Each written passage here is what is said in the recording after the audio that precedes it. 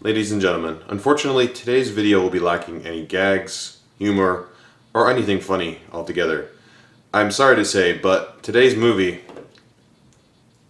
is far too serious.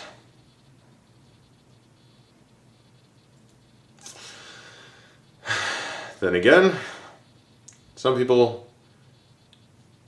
just don't want to listen.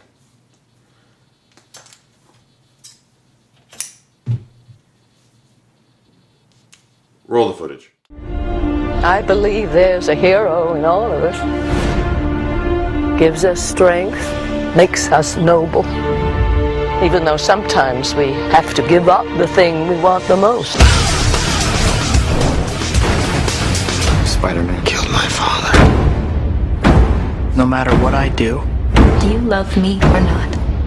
no matter how hard I try, I want Spider-Man dead. it's the ones I love who will always be the ones who pay. I can't keep thinking about you. I'm getting married. I want a life of my own. And Spider-Man. No more. Crazy scientist turns himself into some kind of a monster. 4 mechanical arms welded right onto his body. You take Spider-Man's pictures. Where is he? It's taking me off your loyalty to Spider-Man and not your best friend.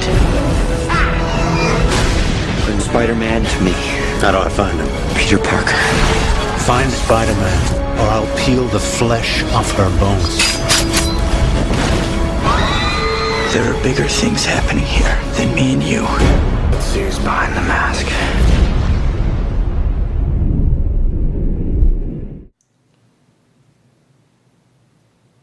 Really? I know you're a big fan of this movie. Frank, you don't need to tell me that, but we're trying to be professional here, buddy. It is Spider-Man 2 after all. This is a big blockbuster movie that a lot of people seem to like. I know you included. But me, I just find it overrated. I don't understand how people can put this as one of their favorite superhero films. It's just not that good.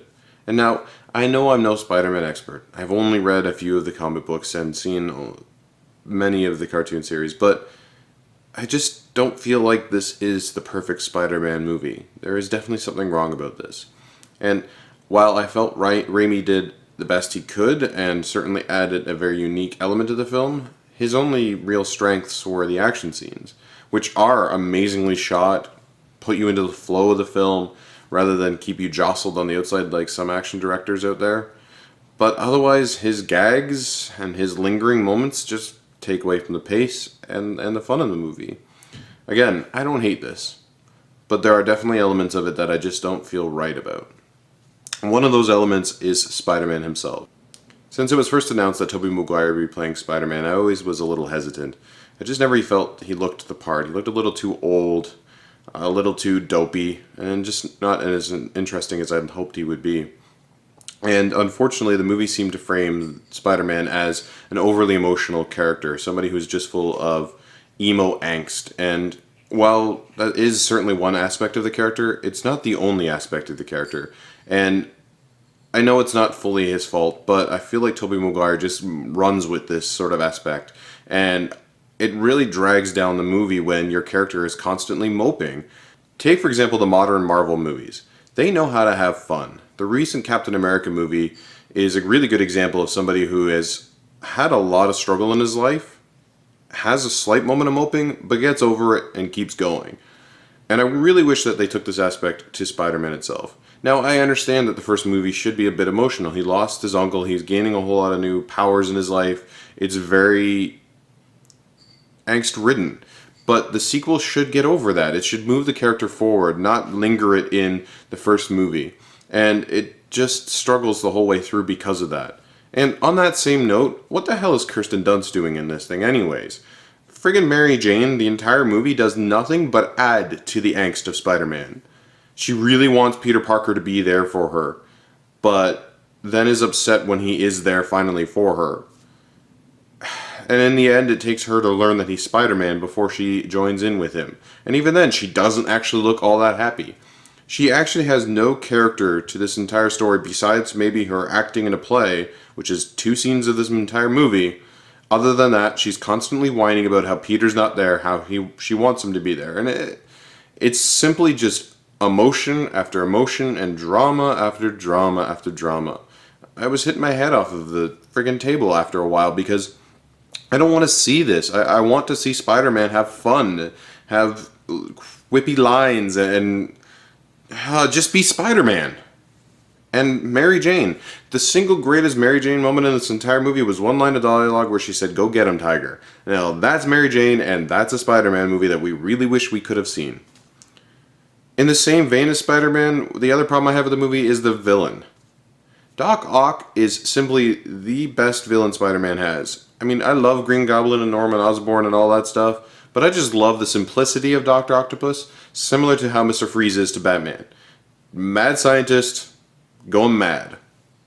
Pretty simple. There's certainly a lot more depth to the character than that, but at his basis, he can be interesting because of how simple he is. And what does this movie do? Well, I kind of go mad scientist a little bit with it, but he's not batshit crazy right off the bat. He's not pushed to the breaking point, and that's what brings him to Dr. Octavius.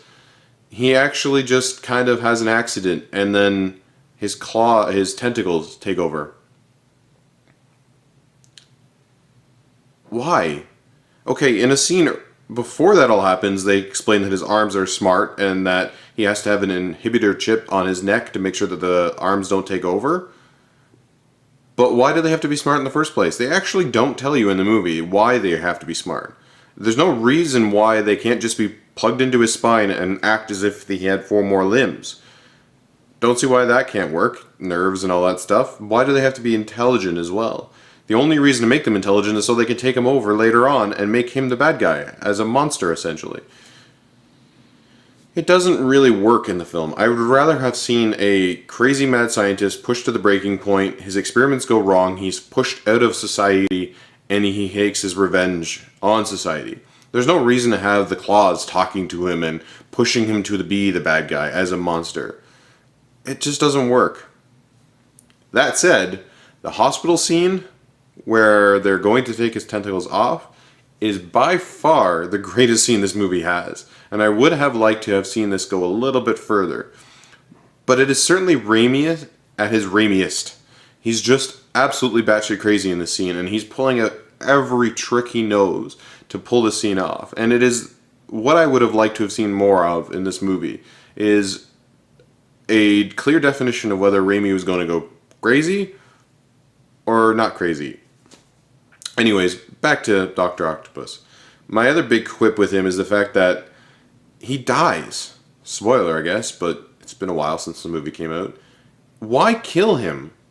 Sam, you've already killed Norman Osborn, Green Goblin, in your first movie, which is great because it actually moves Harry's character along. But why kill Dr. Octopus?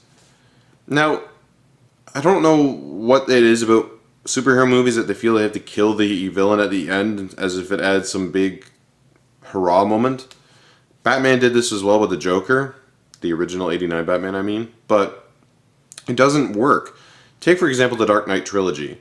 They have Scarecrow as the first villain, and he actually pops up in the next 2 films. It adds a layer of consistency and world building that is very interesting. That by killing off your villain, it almost separates your films. And it's not like Raimi didn't know he was going to be building a franchise out of this. He clearly understood that he was going to be making 3 movies, potentially even 4 movies. Yet he feels the need to separate and segregate his movies. What a waste. Because you know what? Alfred Molina, the actor who plays him, looks friggin' perfect for the role. There is no better actor that could be playing him. Seriously. Like, you have Patrick Stewart as Charles Xavier. Awesome. But I actually put Doc Ock's casting above that. He looks phenomenal. The reason why I say this is because it's a hard role to cast. He's not exactly your typical villain. He's pretty fat. He's got a weird haircut. He's just odd looking. But they got him, and he was perfect. So those are 2 really big elements I don't like with the film. The fact that Spider-Man just doesn't work for me, and he's constantly overly emotional. And that is all he is. There's no depth. There's no moving forward with his character whatsoever. He actually moves backwards by getting rid of his costume and negating his responsibility, which was a big part of who he was. And then you have the villain, who isn't really a villain. He's just the subject to these evil tentacles. I don't understand why people like this. In closing, I just want to talk about one last scene. And I feel it's a scene that really sums up how I feel about the movie. And that is the train fight scene. Again, action is phenomenal. Truly a great moment in the movie. With the tentacles flying through the car, it's just great. Really well shot. However, once the action scene is over and Spider-Man is pretty much beaten up, something weird just happens. A whole bunch of people carry him back into the train and just kind of help him out. On top of that, Spider-Man has lost his mask a little bit earlier, so he's actually fully exposed in this moment, surrounded by people. Two things that bug me about this scene is Spider-Man isn't supposed to be liked. It's actually one of his greatest characteristics I love. He isn't liked by the public. Most heroes are, with maybe the exception of Batman or something like that. But Spider-Man is a really hard-working character who does really great things, but isn't liked. It's neat. So why all of a sudden do people carry him back like he's the Jesus Messiah and then promise not to expose his identity? Where, again, probably about 20 minutes earlier, we had a garbage man selling J. Jonah Jameson the Spider-Man suit for a mere $100. People are willing to profit off of this guy. Hell, Peter Parker is willing to profit off of this guy. His own secret identity is willing to profit off of Spider-Man because he knows he can sell it. So how come we get a train load of people who clearly see this man's face and promise not to tell anybody? It doesn't make sense. It doesn't fit within the universe of the movie itself. And it just does nothing whatsoever for the movie. There are plenty of moments in this movie that are like that, where you could have cut them and nothing would have been affected. Anyways, I really am hoping to have a good Spider-Man movie one of these days. Even though I know Frank thinks that this is one of the best.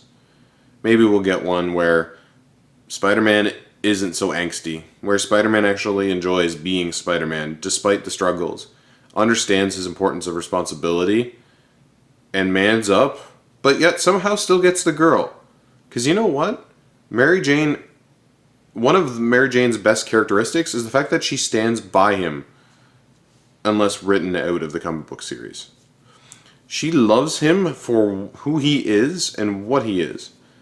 You know what? You shouldn't have taken 2 movies to finally figure that out, and then throw it away in the third one. Raimi was just not the right choice for this. I'm sorry, folks. But hey, that's my opinion. Let's hear yours.